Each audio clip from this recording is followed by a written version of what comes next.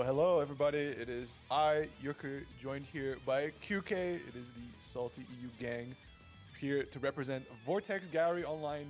That says 2023, but it should be 2024. Guilty Gear Exert. It is the current year. Don't worry about it. So this one hosted by the lovely Answer, who's working overtime to make sure that everybody is here and ready to game. But QK, how have you been today?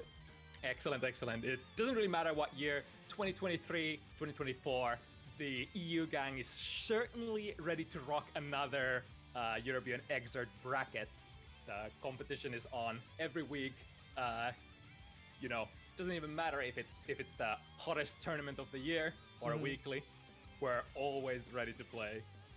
Absolutely. And this one's about some swag points too, because this is, it's a Vortex Gallery, and unfortunately the Match Reno link is a little broken, but for anybody who is curious or hasn't noticed, we do have a Match Reno link where Answer so graciously has already put a full 100 bones, that's $100 right there, on the prize pool to start us off with, along with our regular 50 codes to be claimed, which we have already claimed 10 so far, so that's moving on quite nicely. And the payout structure, I believe, is that first place, of course, getting the lion's share. That's going to be a nice 50% of the prize pool going to them. Second place gets that 30, and 20 place gets that 20. That is going to be a mountain of kebabs that people are going to be buying. It'll be kebabs for a couple of months almost. All for PETA. Stale Devil already dooming. We love to see it. But there were definitely some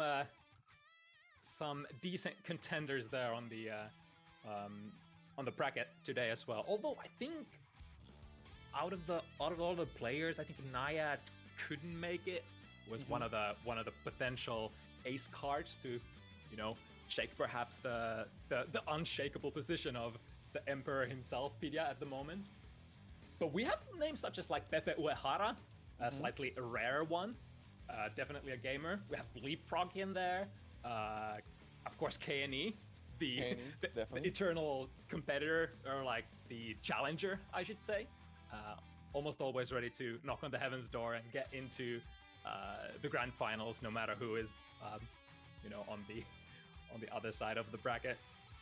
Yeah, absolutely. So I definitely think that, like you say, any of these players do have a competing chance, right? Because at the end of the day, PETA is only a singular person, human being, if you will, right? Can bleed, can lose, and it's going to be the sum of everything for some of these players to be able to overcome PETA. But it is very possible. It has been done in the past, and we'll hope to see. We'll cheer them on, of course, but we'll see if PETA has got that sauce cooked up today to maintain his dominant leadership position.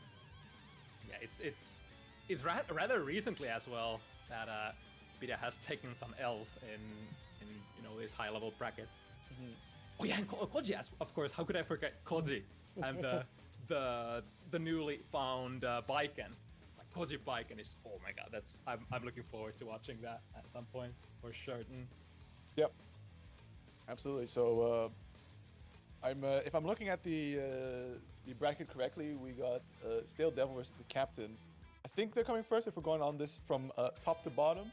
Otherwise, it's going to be Koji versus Ratch. Ratch now getting the chance to shine and finally play, right? Coming out from behind the TO desk over from Salty EU.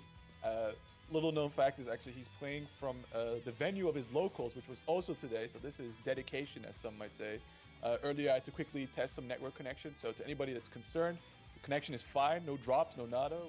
We shouldn't be expecting any issues coming out from Ratch despite his away from home status at the moment. Yeah, the game we have first here at hand is probably looking at all the round 1 matches. This might actually be the most interesting one in terms of skill level. We got, of course, our resident showman, Stale Devil, rocking that soul.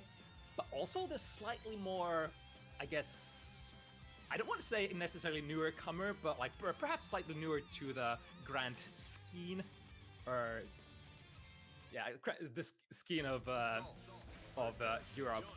I see what you're saying. Captain definitely is on the multi-gaming god, has been really working, grinding, consistently appearing in all these brackets to improve improve their performance, and it does show. They do show moments of genius, especially on the Johnny character, notorious for its execution difficulty. So to be able to pull that off, of course, there's some hiccups here and there, but when the planets align, the captain is not to be messed around with. Yeah, I think Johnny is that kind of character who even the best player in the world ain't gonna have a 100% clean game through and through. There's always gonna be some hiccups and perhaps misses, combo misses, perhaps combo drops, but the most important ability is to be able to sort of convert to the next best thing out of those. Yes, Ooh, speaking of converting! Yeah, excellent IB on the right stamp there, and that's going to be a burst coming out from Stale Devil. Vaults right over and gets that 2D. That's going to be level 2 acquired, and we know Stale Devil, he loves to let those DP rips. Ooh, and we got the level 2 rocked. Ooh, misses the combo though, and doesn't get the fabled reset, unfortunately. Lost the level there as well, which is super important for Johnny. Yeah, and Stale Devil now working on a...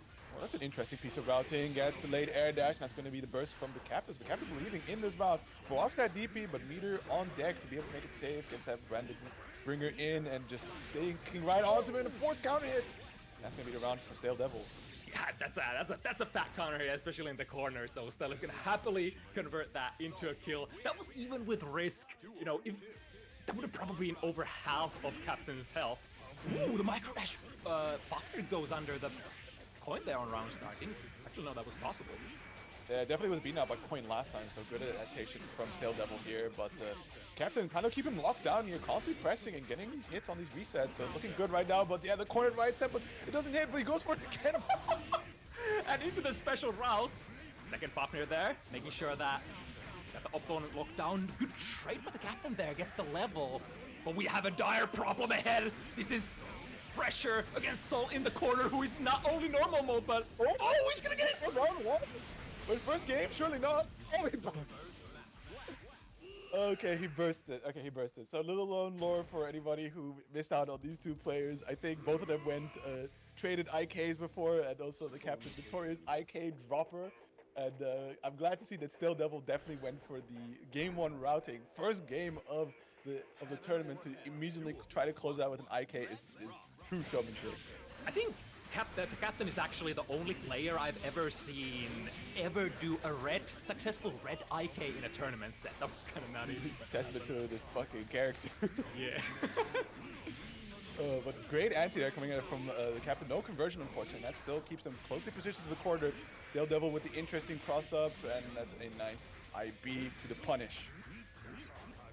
DP RC has been used, so Stale is going to be on meter build penalty here. On the other hand, the captain has so many resources. We got unblockables available. Nice. That was why. Baits the DP. Yep, absolutely. Great punish. Gets a knockdown as well. Late air dash again with this YRC. Baits the DP, but Stale Devil does have the meter to be able to gamble, but still isn't blocking the low miss finder. And that's Captain taking the first round in game 2. I think that's one of the most safest Oki options that you could have in the game. The high up downwards YRC. No matter what you do, if you blitz it, you DP it, if you super it, there's just no way out of it. Yeah, absolutely insane mix-up on this character that already has such crazy neutral control, and just goes right under into the level 3 laser beam. Does he have the knockdown here? He does. The captain looking great here. Safe jump, but unfortunately RC giving Stale Devil's turn back just lets 2 Fafnir's rib, driving him all the way into the corner. Let's see the pressure. Nice anti-air. The 6K doesn't quite beat the Fafnir there.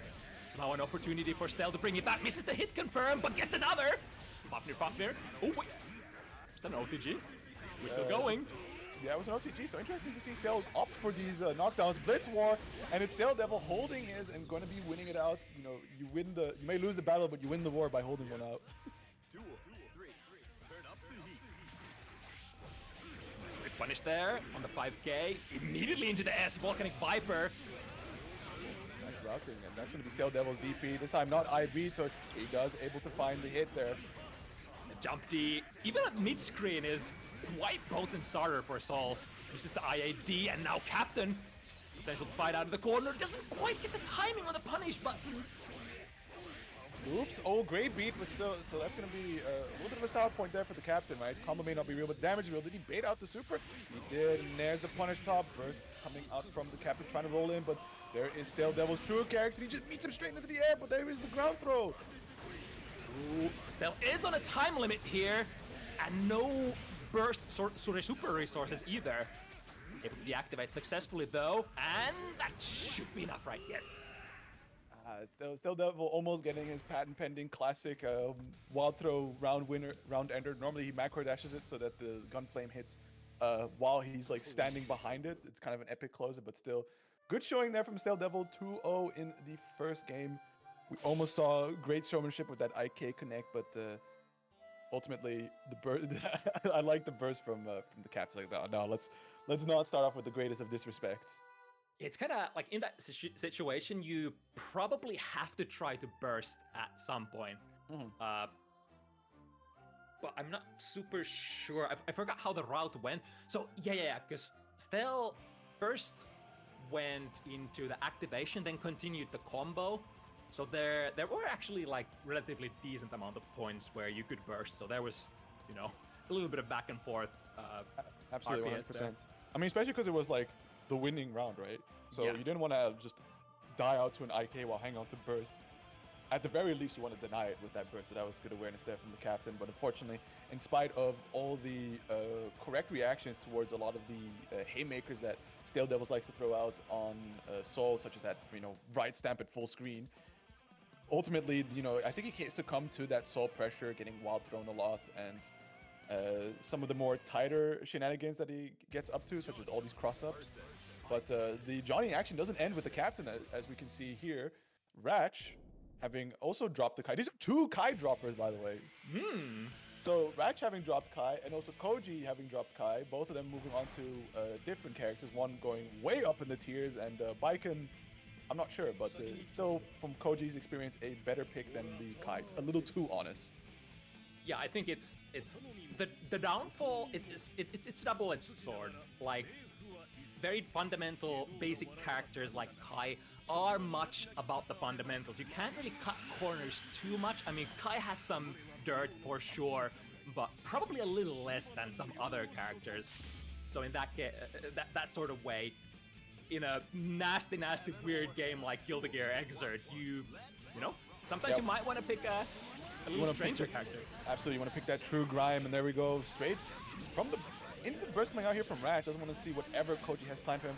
Trying to play the spacing game a little carefully here, trying to get these 6Ps, but can't quite anti-air the falling to Tommy Matt. Still finds a hit. Level 2 is up. You see some of the stance cancel pressure coming out. Purple tried to get a hit confirmed, anti-air there, but frame's not quite aligning. Koji missing some combos as well. Gets the reset there. Trying to chase him down, and Ratch looking for an out there, and we get the tick throw, and of course Baiken, one of these few characters that can combo off the throw, only in the corner though, but still, nonetheless, it's going to find the first round for Koji. I really like watching Koji's corner boxing game. It's kind of reminiscent of like their Kai. It is like almost as if you're boxed in by the Kai and not the Baiken. People just have a lot of difficulties getting out of the corner against Koji's Baiken. Absolutely. I mean, you can't. I think you can't undo years of character experience when you swap over to another character. So there's always that reminiscent factor. And so far, like you said, Ratch not finding the out at all. Does find a challenge in the beginning with YRC skip to get the extension. Doesn't get this Y-hander, and just like that, Koji's right back in there. And again, after the burst. Whoa! The jump was actually like corrected to the right direction after the Tatami mat. But Ratch really won't help. Not quite gonna be the kill. Oh, but a clean chase there into the air throw. The mark of all the seasoned Guilty Gear players. That air throw, probably the best anti-air in the older Guilty Gear franchise. Very, very, hard to escape if you have it on point. Absolutely, and especially the one from Koji. He is the stop sign thrower. You are in the air. That is illegal, and Koji will find you for it. Goldberg's connecting. Full stick of butter here now for Ratch. Spends a level 2. I see anti-air, but a little too far away, and that heavy slash hits also very deep.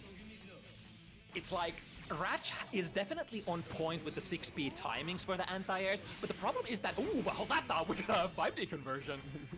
Almost. I think Koji's like approaching from all the angles that just aren't anti-airable. That's kind of the crux of anti-airing in older Guilty Gear games. You have a really cracked anti-air, universal 6-speed, but then most characters can make their angles and, hitboxes from those situations very tricky to anti-air normally.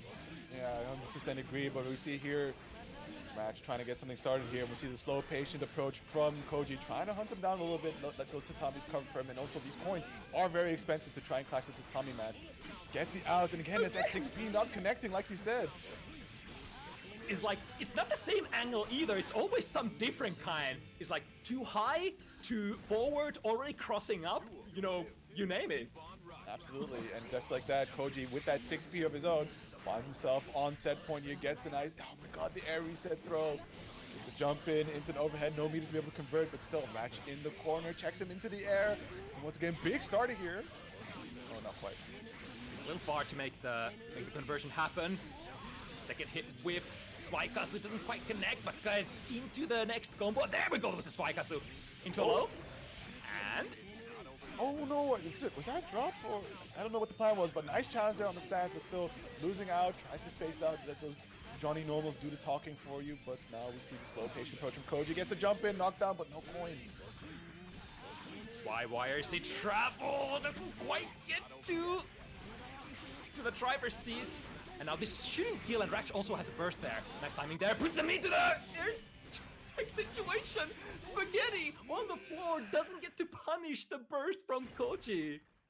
Oh man, that was actually, that was a low-key really good burst timing there from Koji, because you're at this point where it's very tricky to punish. It's way high up in the air, and also Johnny very notorious for being nearly burst safe on everything, just because why not? Daisuke's vision, I guess. Yeah, but to go back on that topic of anti-airing in Guilty Gear, because you did mention the power of 6P, and it's a very fantastic anti-air compared to some of the other numbers you see in different fighting games. That frame one, upper body invuln. But also, as you mentioned, some of these players and characters have interesting ways to approach.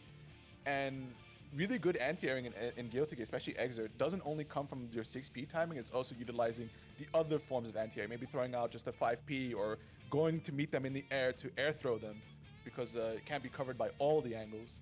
Yeah, especially the air-to-airs. That's kind of the main reason why you see so few grounded anti-airs, because everybody's kind of by default baiting those anti-airs. So then you're like, all right, if I can't use my grounded anti-airs, I'll just go for the air throw then, if you're trying to stay out of my reach. Absolutely. And now, on the trend of dropping characters, we got Large Land, formerly a very known Johnny player. Slightly dropped a little bit on the tier list, picking up the chip here, but we know how this chip character works. Constantly very highly mobile. A lot of options, but also very explosive. Just kind of the wrong guesses a few times and you die. I'm guessing Large Lad likes high execution characters, because, we can talk about Johnny, but this chip character is notoriously difficult on execution as well. Oh, great burst bait, and we're going to see the punish. Also had the jump install on deck, getting those extra jump cancels in, teleports right behind him. Gets around 5k. Speaking of that execution, that basic mid-screen left-right FDC Oki, quite hard, quite frame perfect to pull off cleanly. Man, this must be really annoying for Shadow Freak, because Shadow Freak very, loves that JD button, loves to glide, loves to jump back and just be like, haha, you can't catch me, but Chip is just either teleporting behind your needle of YRC, or in this case, beating you in the air to throw you down, just being in all the position that Shadow Freak rather much have control over himself. Yeah, I think Chip is sort of famously the character that forces you to play a completely different kind of game. You gotta be a little more careful against Chip, because technically Chip can't get a free opening on you, but he can run away. So if you try to chase him, you might put yourself in a bad position. Instead, just keep walking forward, just take it easy, let him come to you, because he takes massive risks coming to you. Those teleports are not free, for instance. Yeah, definitely we're seeing constant YRCs coming out after those teleports, so there is an understanding of how unfree it is. Also, Chip, one of those characters that just kind of really hates the blitz mechanic done on them. Yeah, it's like the basic left-right, the FDC Oki that we were talking about earlier. Kind of same for Chip as well as Answer, have the same Oki type. You use the tap blitz, calls out both the left and the right, and then yeah, Chip bleeds quite a bit. So they do say, they sometimes say that Chip is minus EV on his own Oki, which is kind of absurd. Ooh, Great air throw catching and tries to go for the yoinky sploinky there, but fortunately gets DP'd, and now we're seeing the large lad try to chase him down. Nice late air overhead, sets up the mix, good blocks coming out, but unfortunately chokes at the very end and slowly being beaten out here. Chip is notorious for these last-minute combos, or rather the Guts Crush combos, but so far Shadow Freak not quite low enough yet, but that might put him in the reach. Yes, indeed. There's actually a lot of explosive Guts Crushing potential from that combo that Large Lad was just about to perform. 100% there, but in this case, didn't even look like it needed to get there. Just got the off the wall alpha blade, so great stuff there. Again, we're seeing just the aggressive start coming out from Large Lad, trying to approach, trying to chase him down. Look at the movement, just fly straight over the orb. Yeah, stuff like, you know, air needles, air orbs, those are super, super risky for, you know, you to play against a character like Chip. Oh, nice glide cancel. Great awareness there from Large Lad. Now, again, the late air dash taking to perfection here. It's a nice little setup. What we're going to see gets the TK off. The very perfect cross-up! I've seen Large Lad miss that so many times, but he gets it this time. It looks very unassuming, but goddamn, that's a difficult timing. Yeah, I appreciate your hype for it, because I was like, yeah, I got the TK off. Yeah, it actually, it's a cross-up. It's one of the grimiest shit to ever block. Amazing stuff. That definitely, like you said, been working to try and get those out. I saw that many a times that move came out into no success, but great to see that it's happening on a bracket as important as this. And we're seeing both players trying to find, at least Large Lad trying to find that last hit, and man, Shadow Freak cannot glide in. This guy's teleporting all over the screen. It's true that the teleport YRC is some of the, like, one of the hardest things to challenge in this game, but you gotta think about it from the sort of meter economy point of view. If Chip does a teleport YRC, like, the best he can get out of there, as long as you don't mash, is, ooh, but hold that thought, we got a burst bait, and this is gonna actually hurt. Yeah, great extension coming out of here, already built up a nice bit of excitement without even having to use the stance. Sets up the orb, late glide, actually coming out, sets up another orb, blocks the alpha blade, but not the follow-up. And that's going to be a Large Lad taking the turn back, sets up the mix-ups, but immediately the challenge from Shadow Freak does not want to hold it. Once it's turned back ASAP, but both players are completely brawling it out right now for control of the Oki. Into which side goes... Ooh, what is this Street Fighter hit come from? One hit into the reversal super, and I think that's going to kill with all that excitement. Absolutely, it's one of the greatest Guts Crush tools. But the downside to like how many hits it does is the fact that it sort of reimburses the opponent with their burst meter. So like, okay, it does crazy damage, has really great Guts Crush potential, but at the same time, use your burst back for all that trouble. Alright, blocks the front mix-up correctly this time. The tricky thing is like the jump heavy hits like twice overhead, so you gotta have to not rush into the low block after the overhead block. That's very plus. Into what side? And the perfect from Large Lad there. Man, I think Shadow Freak at the end was just like, what the hell's going on, man? This guy's teleporting on me, setting all kinds of crazy left rights. And it was at some point also just empty teleport, slowly waddles up and gets the throw. Excellent stuff from Large Lad. Definitely major improvements as we've seen time and time again, just slowly working on that Chip character. And now it's coming to fruition with that first, I think, was that the first win? At least it was on stream. Yeah, because their opponent DQ'd, unfortunately. Yeah. I think that I haven't seen that set up very many times. It was like, so he teleported behind, and I think the teleport maintained some amount of momentum there because then it crossed back. It's like, wait a minute. It was absurd, it was bizarre, and I got mixed for sure. But it's like I usually try to, like you said, RPS those with blitz instead, so you don't have to guess too much. At that point, it becomes more like, is he baiting with the is he trying to blitz? In which case, I will do something very delayed, and then you can get out of the setup if you think they're gonna bait. Either way, into the next matchup though. Faust versus Jam. So this is Lackey, who we haven't really seen on much of the online side of brackets, but definitely a very active member of the Strive community. So this is them taking their chance at the Exert game, and unfortunately it is into KNE here, who is a very aggressive player, especially on that jam. Yeah, probably see it at around number 2 for most of these events. I think I see Lackey more on like Strive or even like Framblue side of things. Definitely know they're more from the Strive side, and fortunately this is Exert, and Jam exists in this game and is doing hella damage and work. I think this might be one of the tricky matchups for Faust. I can't remember. Either way, ooh, but that's a counter hit 6 heavy, and now lots of damage inbound. This is the combo. However, happily laxant, as we say. Watch the hammer. Still stuck in the corner, and that's going to be the ground throw from Jam, leading into a combo that is a knockdown. Goes for the extension. Fortunately, I think was an attempt to get a reset down the tech. PK combo going untech, so that's going to be an illegal extension there for KNE into the bow. And I don't even think you needed to sweet spot that one for it to kill. Yeah, this is kind of what Jam Kuroberry is in this game. Like super fast pace, super fast resets. Even if you drop a combo, Jam usually has like relatively safe routes where you can just like sort of transition into an air throw reset or air to air reset or some sort of like favorable situation still where the opponent is in air and you're on the ground. Now, once again, immediately on the round start, stuck into the corner, tries to go for a reverse puffball to get Lackey back to the corner, but unfortunately misses it. And there's an interesting one. Faust has that crawl where he can get really low to the ground, so that makes instant air dash, especially the kind that KNE likes to employ on Jam, very tricky to land. Just flies right over this character.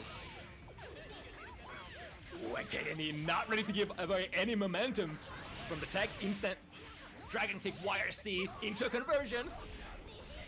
And now, boy, this is gonna be so hard to get out of here.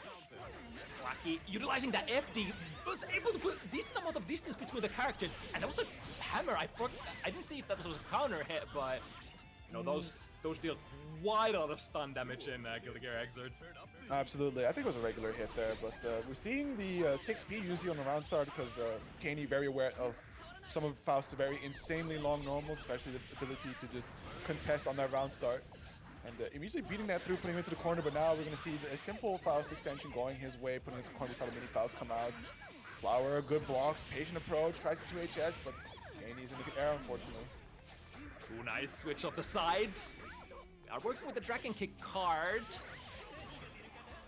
He does get a little bit of a abaret there into a combo. Whoa, from what distance? What? Absolute insane whiff punish there coming out from KNE. Gets a throw. No, yeah, I guess enhanced region's gonna knock down unless Lackey forgot to tech. Gets another hit going his way, and unfortunately no knockdown. Instant tech into the throw, and KNE is gonna close it out with a quick 2-0.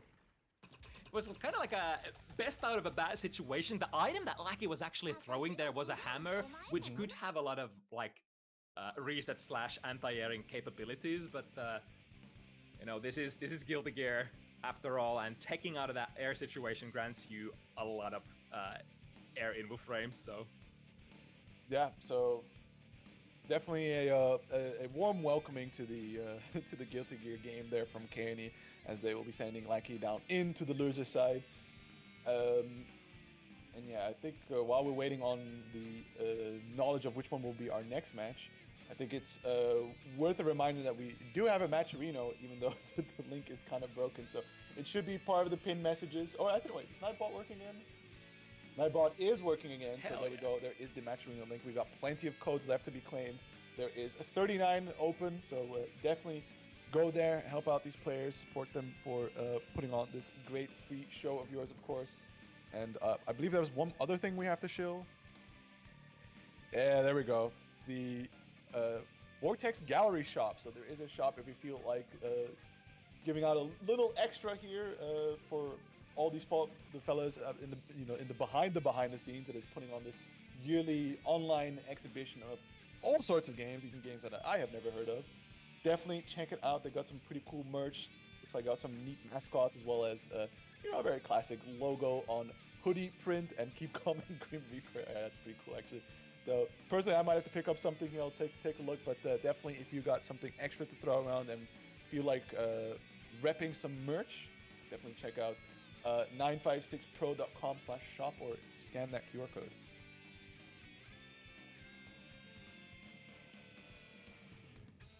Can stream hear you? Okay, so just sorry, yeah. Mystery man in my ear said that we will be going on a quick break right now, so about 3 minutes. So we'll stick around, don't leave, and we'll be right back.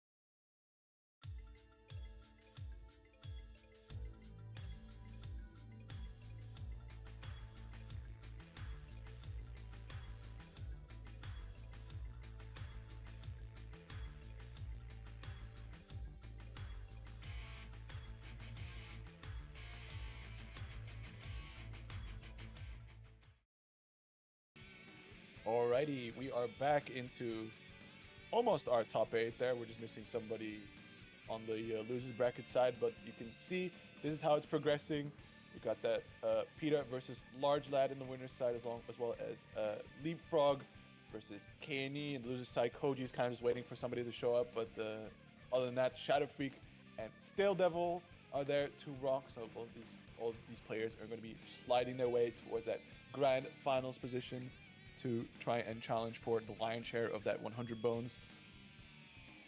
Yeah, I think no super big surprises so far. You have the top level player, like the hardest hitting players still in the winners bracket that you would expect, and then the sort of like the next best things. All of them are hanging on in the losers side. Captain Koji, Shadow Freak. That's a really honest and brutal way to put it. But it's true. It's true. It's absolutely true. I mean, it's like you say, right? It's the people we expected to be. It is going as expected. It is a little unfortunate that we did have a few DQs. There were some really cool names that would have been a great challenge into PETA, and truly making this the progression of this bracket really variable. And still always possible, but I'm already seeing the threads of fate at hand. Now it's going to be up to the players to challenge it. And it's you mentioned brutal. This is old gear. It is kind of like a brutal sort of jungle kind of environment like there with this game, because even a little bit of like difference in skill level makes a huge difference in old gear.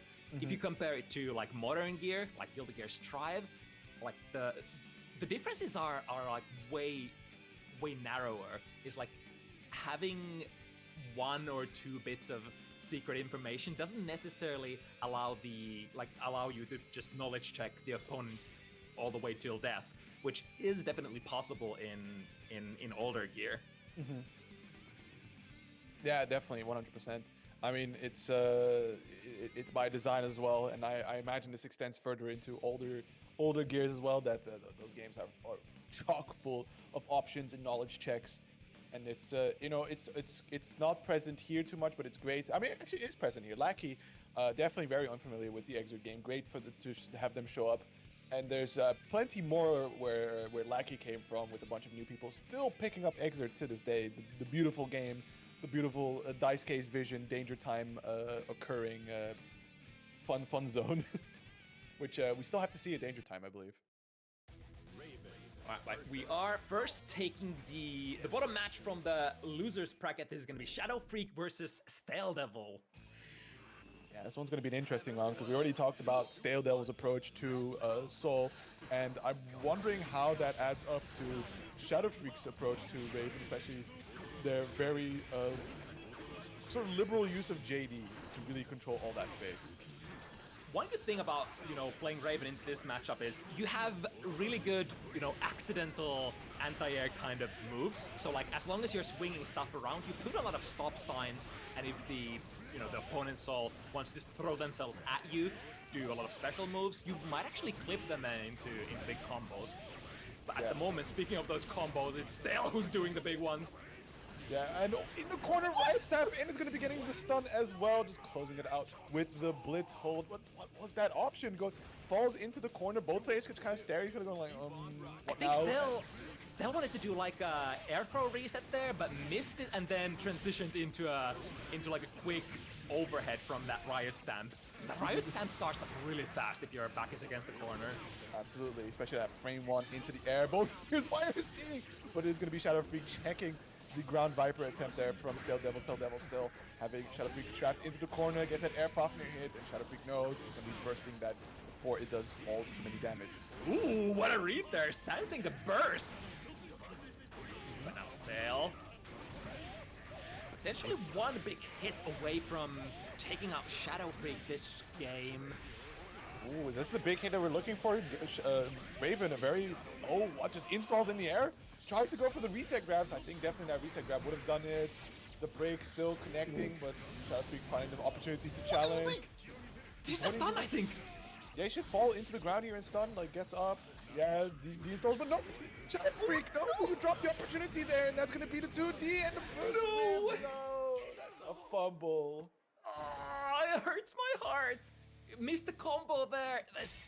There was probably a couple of different ways to make that happen, but it's understandable though. Big tournament, and you get a big opportunity to do the punish, and then you're like, wait, what should I do? Yeah, but it's at that moment exactly that, like, you shouldn't overthink it too much. Even if it's a very simple punish, just get a punish in. And I think at the end, which was like, oh shit, what'd I do? 2D, let me get a knockdown. But it was all too late, too slow. To compensate that though, Shadow Freak has had a couple of pretty nice stances there. Two double hitters, completely full. But unfortunately, the stance just disappearing. Hasn't found an opportunity to make it connect. And even tried to burst to try and play a bit with the stun. Almost had to pick up off the counter hit DP at the very last hit. That is a very nice combo potential there for Soul. Both players kind of thugging it out against each other right now. And ooh, that's so smart. Wrong way. Stellan was able to, during that Riot Stamp, confirm that Shadow Freak indeed went into the stance. What is this? Empty into, waits out the fully charged blitz. Speaking of calling out the blitzes, grabs them by the collar and... Shouldn't be a kill, but just going for that second one. Wait, hold on, Tyrant Rave. Barely connecting on that first punch and not enough to get the kill. Shadow Freak with the RC goes for the run up. 6HS, 2 untech opportunities, but Stale Devil just not going for it. Fearing the reset potential, I believe. So that goes kind of, yeah. It's definitely not free to tech out of those combos in old gear. Ooh, counter hit again, misses it.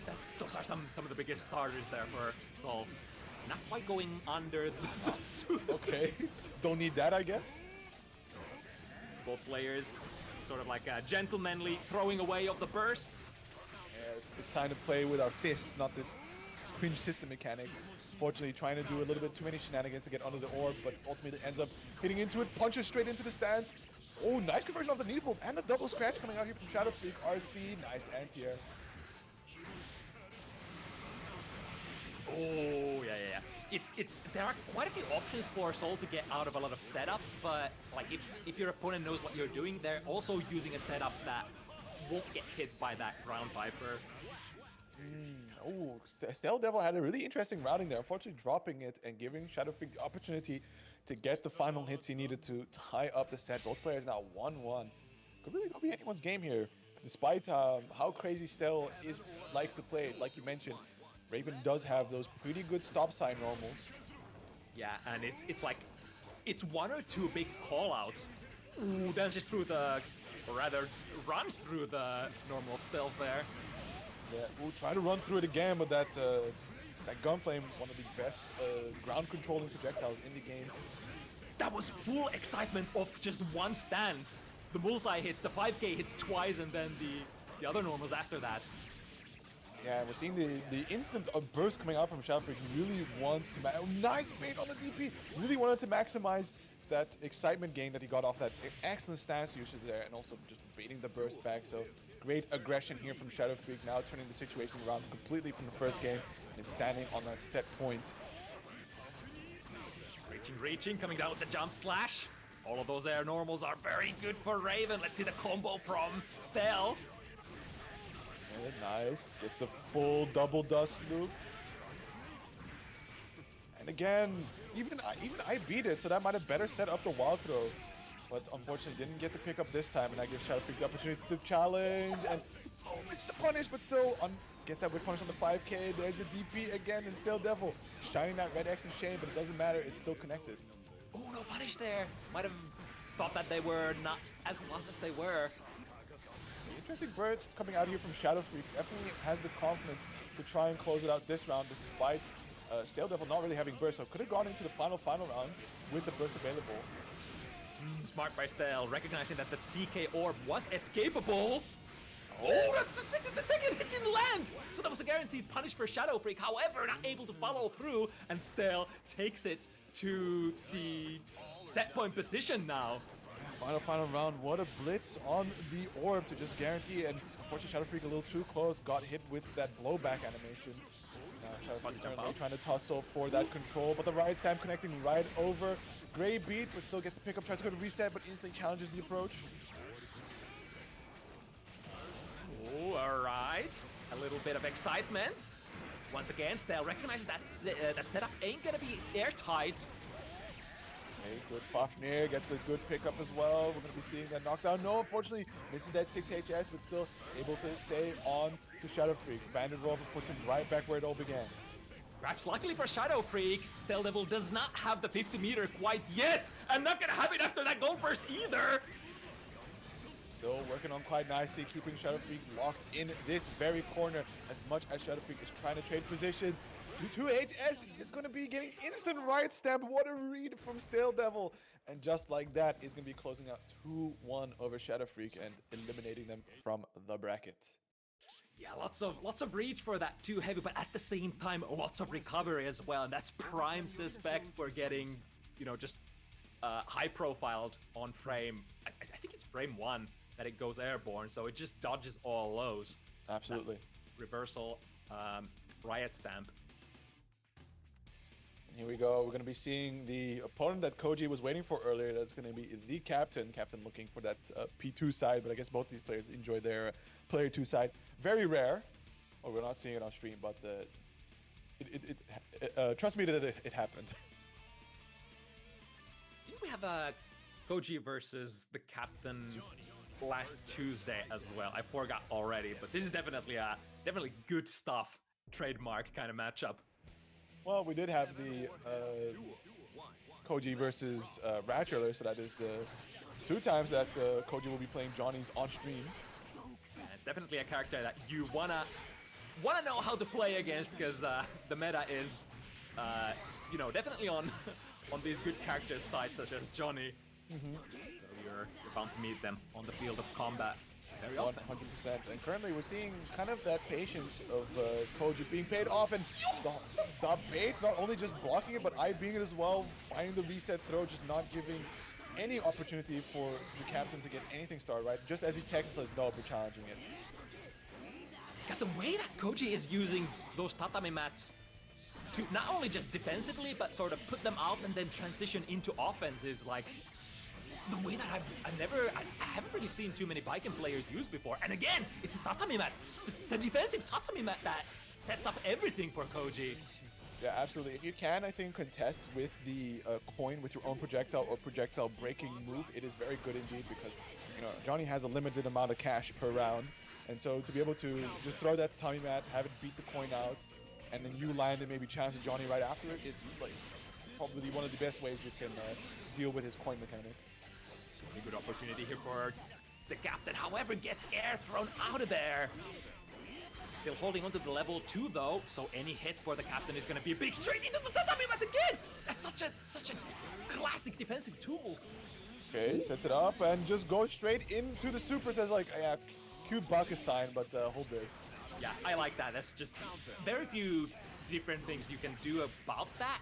Blitz would be one, but you could also let the reversal super rock as well. Oh, and the tatami mat hitting behind them. Great awareness there from Koji. Saw that it was the final round here of game 1, and the captain still had his burst available, so just decided to drop the combo early, see if he can get the bait out, and after that just need that final hit in, whereas the captain would have to use that burst preemptively and aggressively. But now game 2, and immediately Koji starting off with those tatami mats. No answer being presented just yet from the captain on how to deal with those. Missed the first air throw attempt, gets the second one, missed the third, however, unless you're getting punished for it, just go for it again. And now once again, look at this defensive perimeter. Yeah, you wouldn't think that Viking can zone, but look at this from Koji. Yeah, it is good zoning until finally he commits to getting in, and that gives Captain opportunity to get a punch in. But it's a lot of back and forth. It's great, like a sort of rhythm that he's going for. A little bit of back to let Tommy mat, and just when you least expect it, he dashes in, gets that JP, and converts into a nice little combo plus corner carry. Little hits for Captain there, but lots of them ultimately missed. Oh, and the trades are getting difficult to take for the Captain. Nice super jump, instant air dash. Yep, nice, good far slash, has that level 2, so he's going to be able to get that full corner carry off of it, and that knockdown. Still finds an OTG with that level 2. And tries to close it up, but that's a burst coming out from Koji, believing in his round, and gets him instantly with the vault. That's the Captain staying alive here, just one more to put themselves on the board.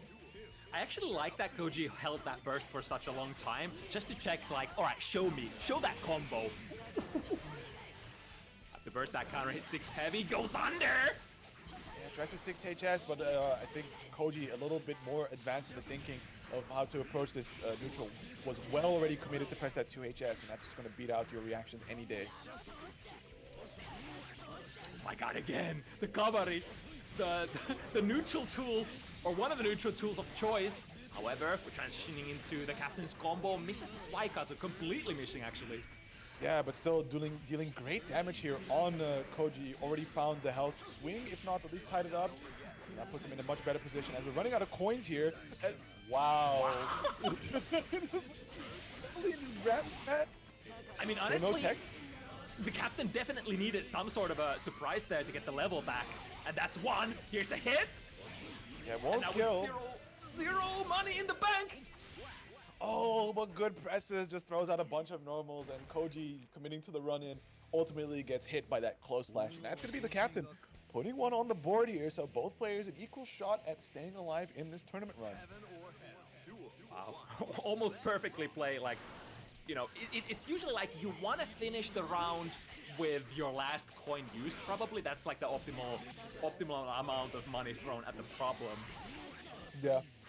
Absolutely. If you can try and like expend as many coins as possible, like meaningfully, and you end the round with them dead and you with like maybe 1-0 coins, good job. Clean. Ah, but no pickup. It's a little bit disastrous there, because that was a great hit, but finds the vault into the Zweihander. There gets the knockdown as well. Tries to set up an OT bit, but unfortunately timed it a little wrong. And that's gonna be Koji getting it out there.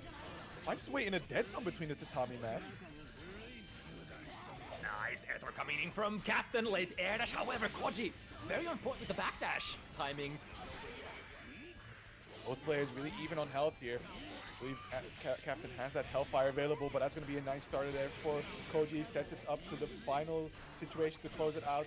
That will be the burst from the Captain. Believes in winning this round for themselves, but the jump in, but unfortunately JG doesn't connect. But the follow-up, JS will do the trick, and Koji is going to be on set point.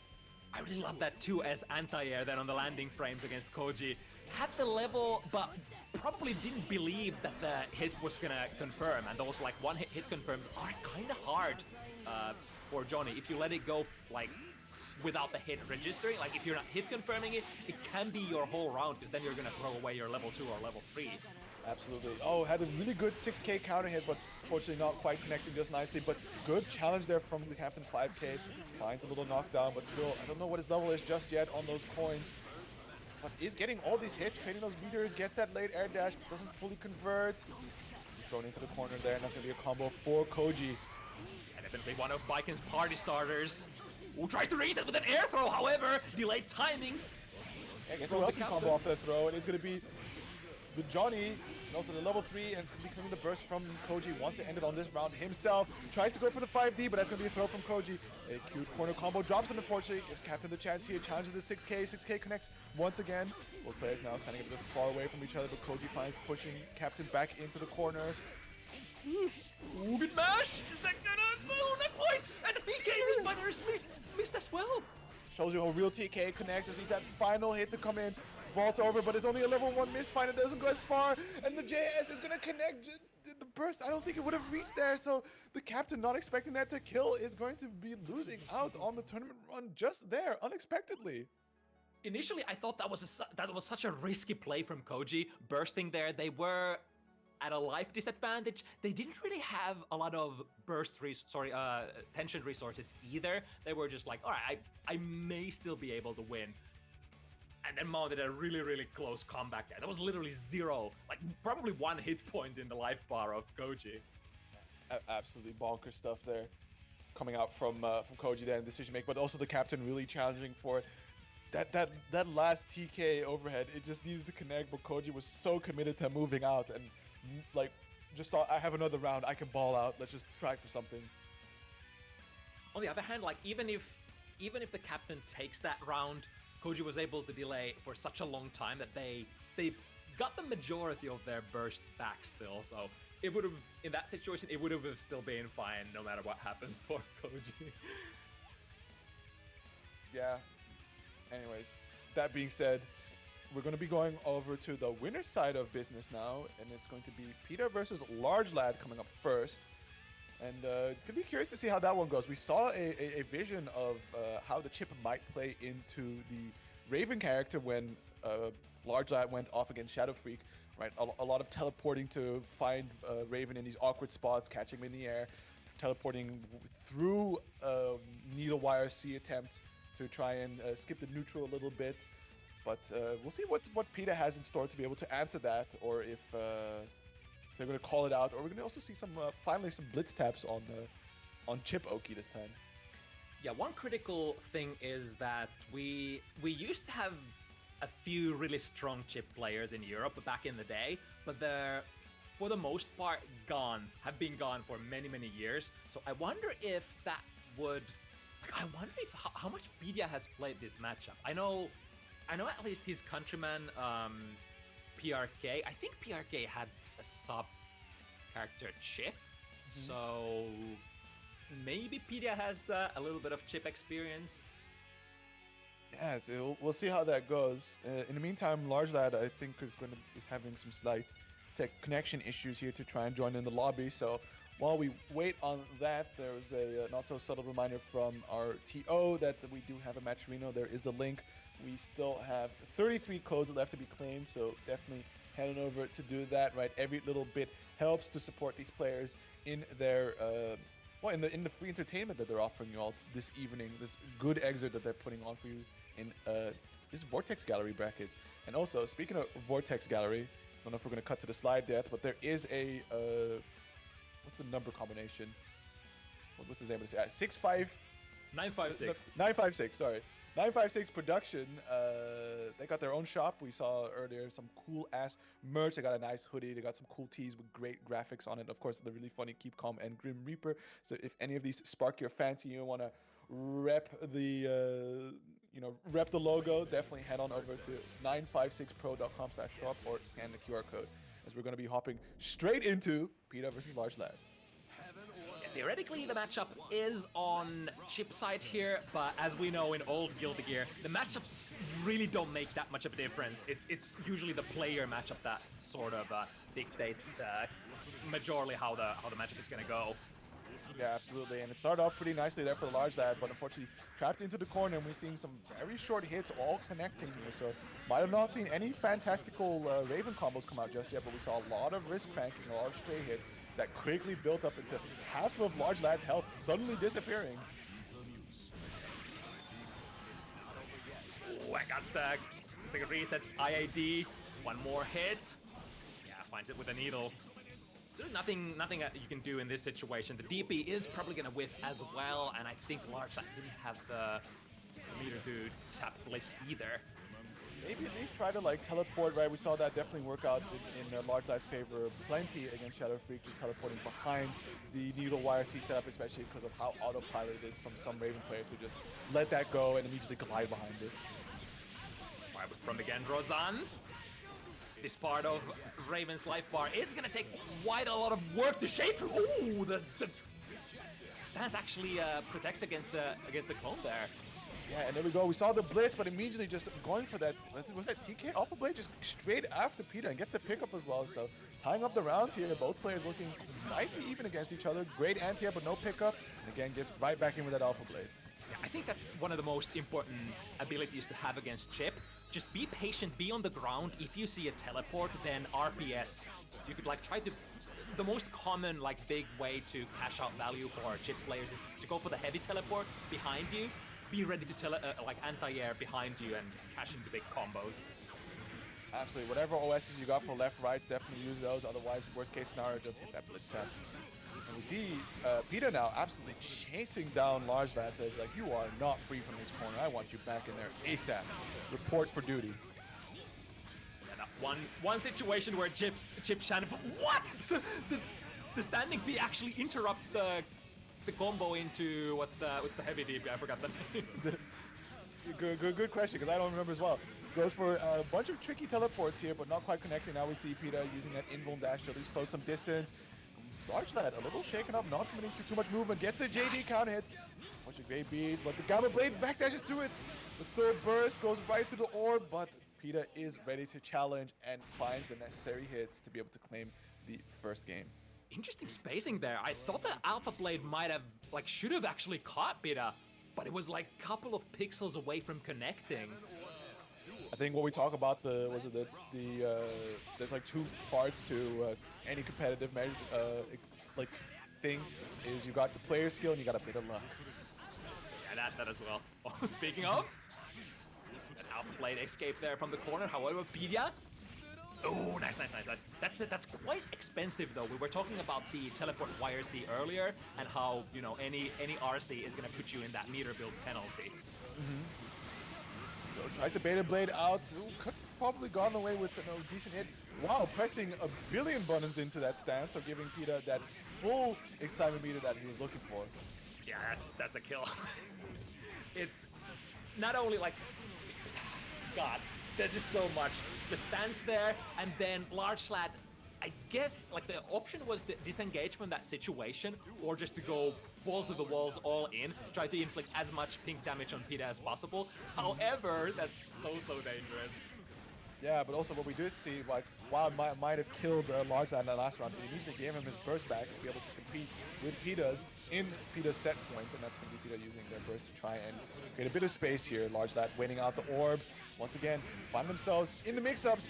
Burst being baited out, both players taking the throw, Gamma Blade getting stance, and still is Large Lad coming out on top. Ooh, tried to go. Wait, was that a low blitz? That was a low blitz, so might have misinputted there, or maybe expected that a low was coming out, but definitely an interesting option for sure. Nevertheless, it's going to be A-okay as PETA, with the RC extension, is going to find the damage to close it out 2-0 over Large Lad. I'm gonna guess misinput, like, the couple of options that you can do there is, of course, empty low, but I think the little more common option to call out the tap blitz is to do a delayed overhead. So you could do jump slash, which lands a couple of frames slower than the jump heavy, or you could do like a late air dash. Yeah, absolutely. It was really tricky to say for sure how Large Lad might have overcome that, because definitely they had some really good sequences here and there, but yeah, I don't know, for what it's worth, I think PETA was definitely really on point with dealing with Chip. We definitely instantly saw the usage of that standing blitz tap in the corner, right, to deal with the wall cling mix. And the knowledge definitely showed there. Yeah, and the neutral is, I think, no matter who you are, or especially if you're a neutral-based character, don't go air to air against Chip. It's kind of like, it's very tempting to try to air throw Chip out of those teleports, but I think that's not in your favor. The risk reward is way better if you stay on the ground and, you know, let him just come to you. Yeah, trust your fundamentals, trust your risk reward as well.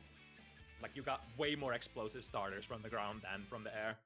100%. And now up next we got K&E versus Leapfrog. Now a little funny character that we're seeing on the screen, as it is going to be K&E's Pocket Axel to deal with the Potemkins, right? So the Potemkin army showing up, making it a pretty bad day for Jam players all around. So they said, at least K&E said, you know what, I had enough trying to grind out this matchup. We're going to play the Axel character and make this as painful as possible for the Potemkin players.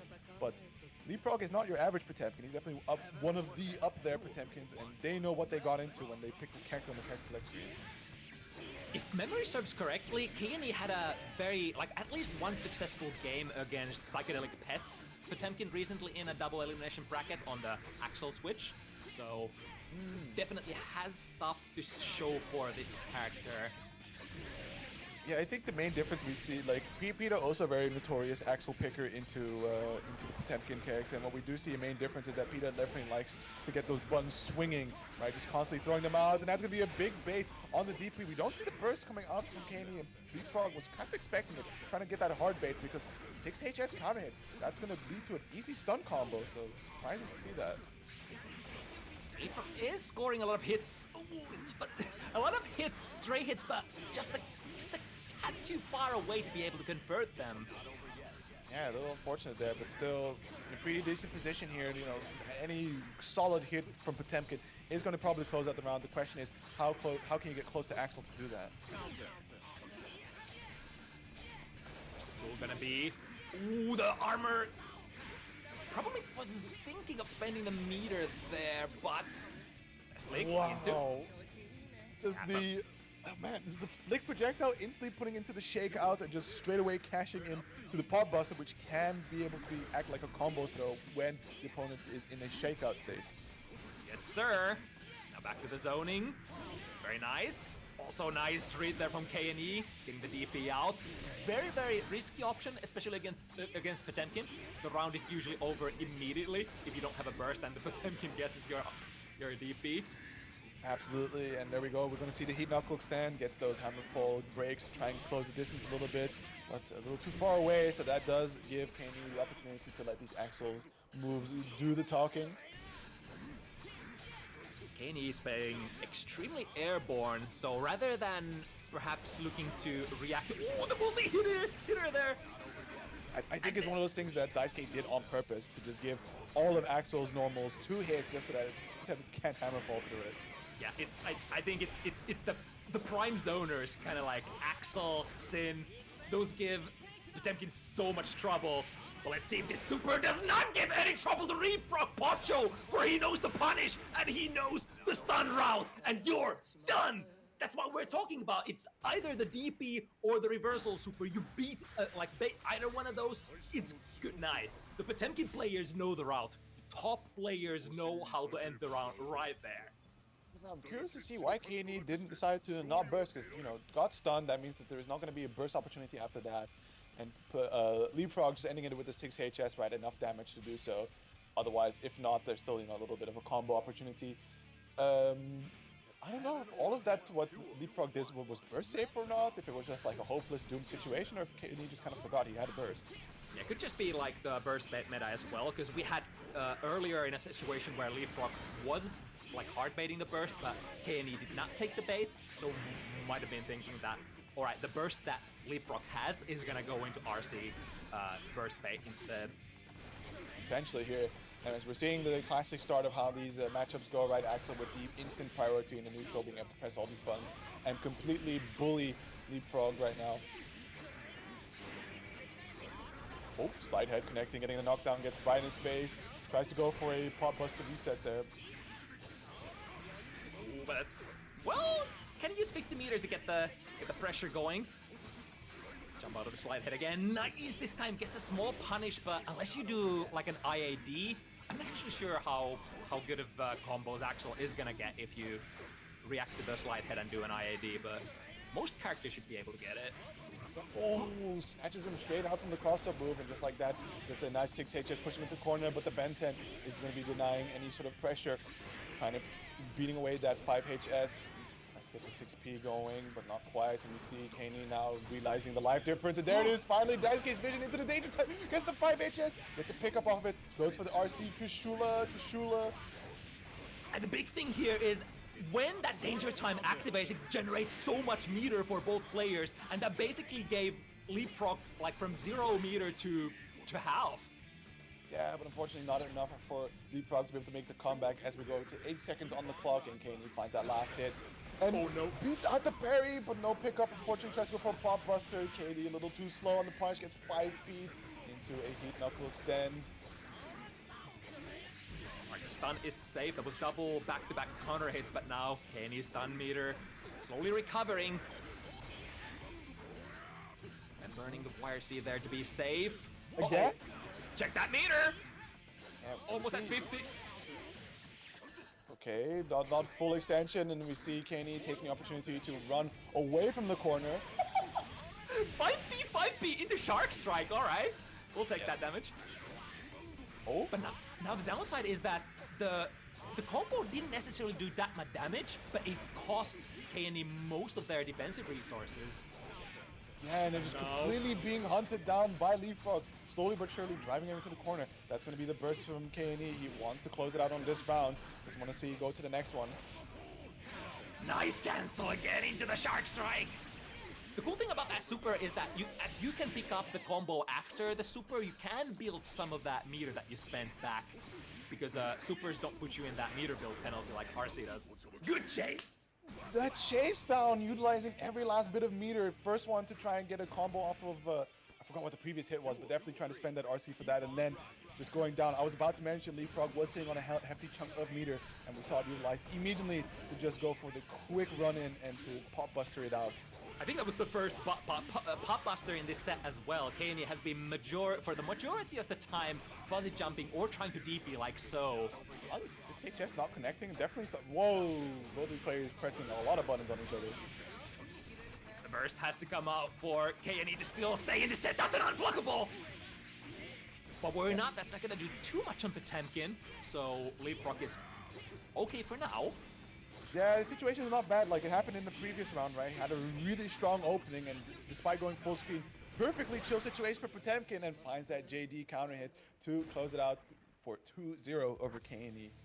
Yeah, it was a very dangerous opportunity there, or prospect there for KNE to go air to air. I forgot what button came out, but that was probably a missed air throw, in which case you're just taking the cheeks. Absolutely. But as I was talking about earlier, so an early opening for Leapfrog, especially into Axel, is really important because he has to trade away a lot of health, right? Health is a very important resource for Potemkin to be able to try and close the distance, especially against these characters that really like to bully him from afar and keep him at bay. So to get a really strong start where you only need a few more hits instead of a lot more, right, to close out the round on your opponent is a far more favorable situation than getting beat out earlier and having very little health to sacrifice whilst the opponent is full, and that means a lot more reads that have to come out from you, and those have to connect. Yeah.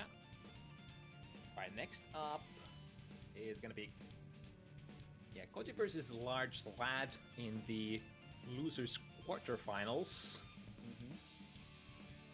So they're getting close to that losers finals position and the very, very juicy first to 3. It's the first to 2, but we're still running those first to 2s in the meantime. So it's going to be VGOn versus Chip. Now, we've been talking about blitzing Chip's pressure, right? Just deal with the 50-50 automatically, no need to worry. And VGOn is an interesting character for that because pretty much has Blitz as a system mechanic for themselves. Well, as a character mechanic. The Azamis are literally on the same input, actually, able to let those rock, and I believe they can handle the cross-ups as well. Maybe not auto-correcting the character nevertheless, but still very competent at dealing with a lot of this pressure coming out from Chip. Yeah, I think the only use case where, so if we go back to how Azami works, you can only bait it if you engage VGOn with low attack level moves. So generally gonna be attack level 1 or 0 moves, such as jump P. However, I'm not sure how comfortably you're gonna go into your left-right with P buttons or K buttons for Chip. So not necessarily sure how that RPS is gonna play out here. Maybe we'll get to see. Yeah, especially because, like you mentioned, attack levels, and Chip really likes to build his left-rights off of those JSs, JHSs, and JDs, and one instantly just starts off with air snatch. Wow, but neither player having no respect for the opponent, just pressing buttons left and right. This time, this setup is tight. Getting air thrown for their troubles. That's a fairly expensive air throw though, cost 25, and then the meter build penalty. Oh, unfortunately, I just didn't get the V-jump, I believe, because that would have been a really nice pickup from swapping out of the corner. Now we see Large Eye run that pressure, the 6K overhead connecting, left, right being blocked out by Koji. Did you play the jump 2K there? I wonder if the jump 2K has a low enough attack level for that to be a baiting kind of a maneuver. Yeah, and I think we saw the low attack level bait come out, 2P into close slash, beating whatever Koji had set up after the Uzami with the, connected for the parry. This time going for the traditional left-right with the jump heavy. Oh, very careful, goes under! Yeah, great awareness there. I don't know if he knows that it's an interaction into the Kabari or if he just felt like awful getting there, but definitely good moves. He needs that final pixel to connect, but I think actually that it's going to be Koji just killing Large Lad here. Yeah, that's a little unfortunate. I think tried to convert into the heavy DP Shinkiro, but I think that doesn't actually connect if your opponent is crouching, it looked like there. The combo completely whiffed on Koji. Yeah. So far, still just going for the J2K drill to try and get that pressure running. Still chasing down Koji, driving into the corner. Gamma Blade RC is going to keep the turn on the side for Large Lad. into a reset, and then just to the other side normally. Out of there, the delayed jump slash. Man grab, and that's going to be a burst coming out from Koji. Koji trying to stay alive, wants to just put a scratch here, as Large Eye is getting close to that burst online, so he can definitely steal that going into the last round. That's going to be a great win. Teleporting straight into the Tatami RC, and the second teleport chasing down Koji. Wow. Yeah, great stuff, and that's also still burst being built up for Large Eye as well as for Koji here, so don't know where that burst game plan went from the previous round. Now both players really trying to fish for a hit here, but it's going to be Large Eye getting knocked down. Gamma Blade, RC, good jump out, but immediately chases right after him. Yeah, Genro-san is a very strange kind of, queer kind of command crab. If you jump out of it, you can never punish it, because like you would have to hit chip on the way up. So unless you have something that can hit low enough or stops your momentum, you're not going to get a punish. That's why they usually punish it with an air throw. Yeah, also reverse JP off that Guts combo. Crush. Now we see the Guts Crush combo. A little bit more knockdown, invisible, and gets mixed up, but still. I love that. I realized that they're not gonna get the kill, so they go into the Mesai instead. A little bit of shenanigans there, try to throw the opponent up with the invisibility. Yeah, I mean, on that note, on the Guts Crush though, or the Guts Crush, I personally don't know why he went for it just there, because no way would that have killed, and all it did was just rack up a ton of hits that easily gave Koji the burst back. So it probably would have just cut it short, maybe would not have put him inside of kill potential, but nevertheless not giving him the burst at least. It looks so cool though. It's like it's one of those combos that feels really good to do when you Oh, get absolutely. it up. I can't disagree with that. 2HS trade, and that's going to be coming out on top for Large Eye here. Burst still available, and we see the Guts Crush again. This time the burst is up, so there's nothing lost here other than swag. I mean, it technically does put your, like, if you can get your opponent to like 0 hit points, that means that like any jab, any throw is gonna knock them down. So you could like argue like, should I save the meter for the last mix-up situation, or am I just gonna bet that, you know, get the value that they're just so low health afterwards? Yeah, absolutely. And we're going to see a nice start here for Koji. Only got a few hits, and that's already half of Chip's damage gone. And once again, it is Large Eye taking reins over the neutral, and just like that, baiting out the burst. Next to nothing available. Sets up the 50-50, doesn't block the final hit, and my god, he's too fast. If you do those left-right kunai mix-ups right, there is no person in this world who's gonna block them right.